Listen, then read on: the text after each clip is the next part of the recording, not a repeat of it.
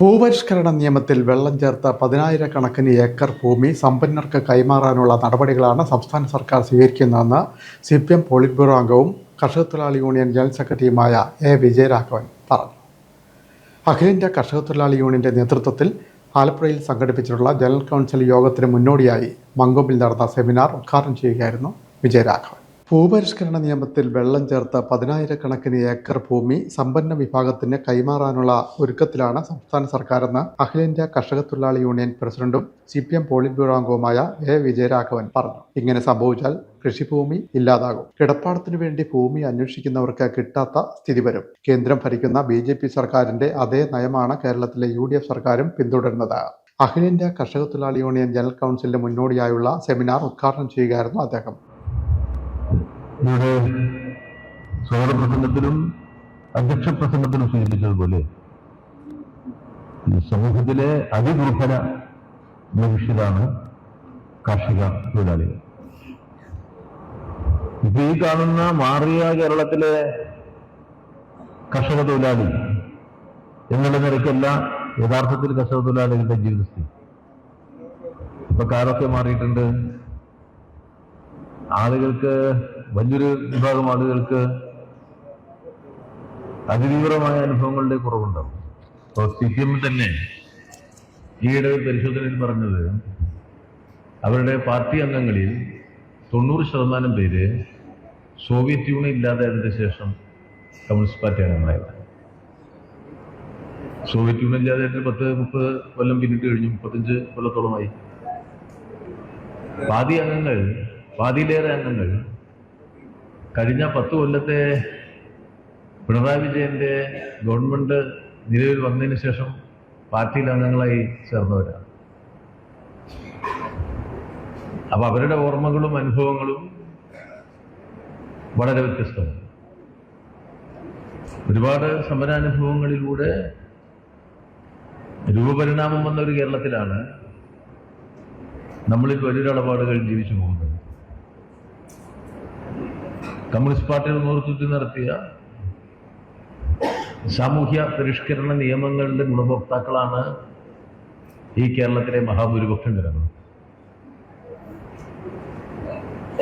സമഗ്രമായ 2 കാർഷിക പരിഷ്കരണ നിയമങ്ങൾ 1-2 EMS ഗവൺമെന്റുകൾ നടപ്പിലാക്കിയത്. ആ നിയമങ്ങൾ കേരളത്തെ സമഗ്രമായി തന്നെ മാറ്റിമറിച്ചു. കാർഷിക പരിഷ്കരണ നിയമങ്ങൾ വരുന്നതിന് മുമ്പ് ഭൂമിയിൽ ഉടമസ്ഥാവകാശമുള്ളവർ കേരളത്തിൽ വളരെ കുറവായിരുന്നു. ഭൂരഹിതരായിരുന്നു, ഭവനരഹിതരുമായിരുന്നു. സ്വന്തമായിട്ട് കിടപ്പാടവും വീടുമില്ലാത്ത മനുഷ്യരാണ് നമ്മളിൽ ഭൂരിപക്ഷം ആളുകൾ. ജന്മി അനുഭവിച്ചിരുന്ന സ്ഥലത്ത് കൂര കെട്ടി താമസിച്ചവരാണ്. കുമാരനാശാൻ അവരുടെ വീടിനെ കുറിച്ച് തന്നെ പറഞ്ഞിട്ടുണ്ട്. ശില്പഭംഗിയുടെ ഒന്നും അതിലില്ല. അത് ചതുരമാണോ, വളഞ്ഞിട്ടാണോ, തിരിഞ്ഞിട്ടാണോ, വൃത്താകൃതിയിലാണോ എന്നൊന്നും നമുക്ക് നോക്കിയാൽ മനസ്സിലാവാത്ത ആകൃതിയിലുള്ള വീടുകളിലാണ് മനുഷ്യൻ താമസിച്ചത്. ശില്പഭംഗിയുടെ ഒന്നുമില്ല. ഇപ്പൊക്കെ വരച്ചിട്ടാണല്ലോ വീടുണ്ടാക്കുന്നത്. അന്ന് ആരും വരച്ച് വീടുണ്ടാക്കിയിട്ടില്ല. LDFന് തെരഞ്ഞെടുപ്പിലേറ്റ തിരിച്ചടി മോശമായ കാലഘട്ടത്തിന് തുടക്കം കുറിക്കുന്നുണ്ട്. BJPയുടെ നയങ്ങളോട് കേരള സർക്കാരിന് എതിർപ്പില്ല. BJP നിയോഗിച്ച ഗവർണർമാർ സർവകലാശാലകളിൽ VC-മാരായും സിൻഡിക്കേറ്റ് അംഗങ്ങളായും സെനറ്റ് അംഗങ്ങളായും മാറുന്നു. BJP നിർദ്ദേശിച്ച വഖഫ് നിയമം LDF നടപ്പാക്കിയില്ല.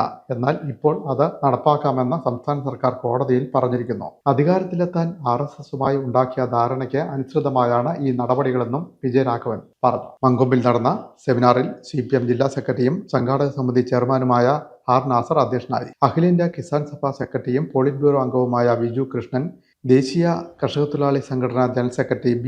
വെങ്കടേഷ്, KSKTU സംസ്ഥാന പ്രസിഡന്റ് ആനാവൂർ നാഗപ്പൻ, സംസ്ഥാന ജനറൽ സെക്രട്ടറി N. ചന്ദ്രൻ, വൈസ് പ്രസിഡന്റ് AD കുഞ്ഞച്ചൻ, ജില്ലാ president K. Raghavan, secretary M. Satyapal, KK Shaju തുടങ്ങിയവർ സംസാരിച്ചു.